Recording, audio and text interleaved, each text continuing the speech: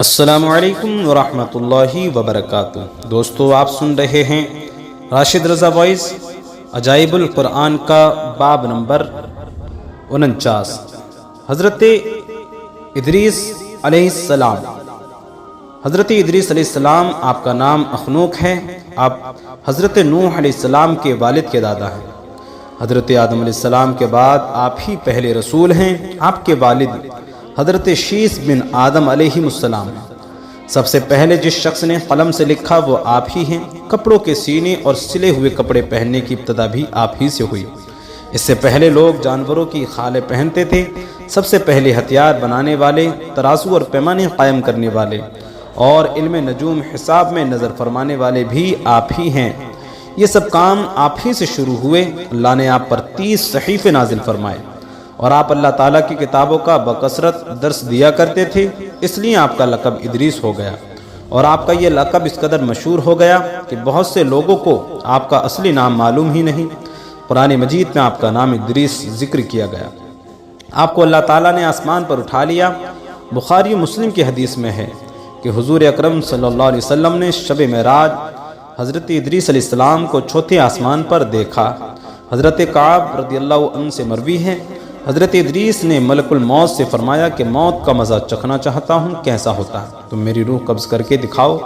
ملک الموت نے اس حکم کی تعمیل کی اور روح قبض کر کے اسی وقت آپ کی طرف لوٹا دی اور آپ زندہ ہو گئے۔ پھر آپ نے فرمایا مجھے جہنم دکھاؤ تاکہ خوف الہی زیادہ ہو جائے۔ چنانچہ یہ بھی کیا گیا۔ جہنم کو دیکھ کر آپ نے داروغے جہنم سے فرمایا، یعنی جہنم کے داروغہ سے کہا، میں اس دروازے سے گزرنا چاہتا ہوں۔ چنانچہ ایسا ہی کیا گیا اور آپ اس پر سے گزرے۔ پھر آپ نے ملک الموت سے فرمایا کہ مجھے جنت دکھاؤ۔ وہ آپ کو جنت میں لے گئے۔ آپ دروازوں کو کھلوا کر جنت میں داخل ہوئے۔ تھوڑی دیر بعد انتظار کے بعد ملک الموت نے کہا اب آپ اپنے مقام پر تشریف لے چلیے۔ آپ نے فرمایا اب میں یہاں سے کہیں نہیں جاؤں گا۔ اللہ تعالیٰ نے فرمایا کل نفس ذائقۃ الموت، تو موت کا مزہ ہی چکھ چکا ہوں۔ اور اللہ نے یہ بھی فرمایا وَإِن مِّنكُمْ إِلَّا وَارِدُهَا، وَإِن مِّنكُمْ إِلَّا وَارِدُهَا کہ ہر شخص کو جہنم پر گزرنا ہے، تو میں گزر چکا۔ اب میں جنت میں پہنچ گیا، اور جنت میں پہنچنے والوں کے لیے خدا بند قدوس نے یہ فرمایا وَمَا هُم مِّنْهَا بِمُخْرَجِينَ کہ جنت میں داخل ہونے والے جنت سے نکالے نہیں جائیں گے۔ اب مجھے جنت سے چلنے کے لیے کیوں کہتے ہو؟ اللہ تعالیٰ نے ملک الموت کو وحی بھیجی کہ حضرت ادریس علیہ السلام نے جو کچھ کیا میرے اذن سے کیا اور میرے ہی اذن سے جنت میں داخل ہوئے، لہذا تم انہیں چھوڑ دو، وہ جنت ہی میں رہیں گے۔ چنانچہ حضرت ادریس علیہ السلام آسمانوں کے اوپر جنت میں ہیں اور وہ زندہ ہیں۔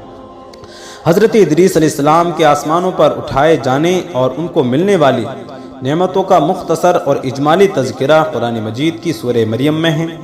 اللہ ارشاد فرماتا ہے وَذْكُرْ فِي الْكِتَابِ إِدْرِيسَ إِنَّهُ كَانَ صِدِّيقًا نَبِيًّا وَرَفَعْنَاهُ مَكَانًا عَلِيًّا أُولَٰئِكَ الَّذِينَ أَنْعَمَ اللَّهُ عَلَيْهِم مِّنَ النَّبِيِّينَ مِن ذُرِّيَّةِ آدم۔ اور کتاب میں ادریس کو یاد کرو، بے شک وہ صدیق تھا، غیب کی خبریں دیتا، اور ہم نے اسے بلند مقام پر اٹھا لیا۔ جن پر اللہ نے احسان کیا غیب کی خبریں بتانے والوں میں سے آدم کی اولاد سے۔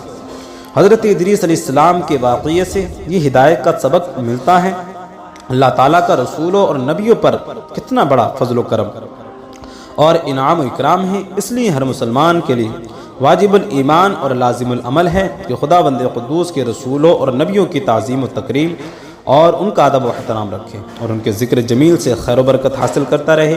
قرآن مجید کی مقدس آیتوں اور حدیثوں میں بار بار خدا کے ان برگزیدہ رسولوں اور نبیوں کا ذکر جمیل اس بات کی دلیل ہے کہ ان بزرگوں کا ذکر خیر اور تذکرہ معجب رحمت باعث و خیر و برکت ہے۔ اللہ تعالیٰ تو دوستو یہ واقعات کو پسند آیا تو ہمارے چینل کو سبسکرائب کر کے بیل آئیکن کو ضرور دبا دیں۔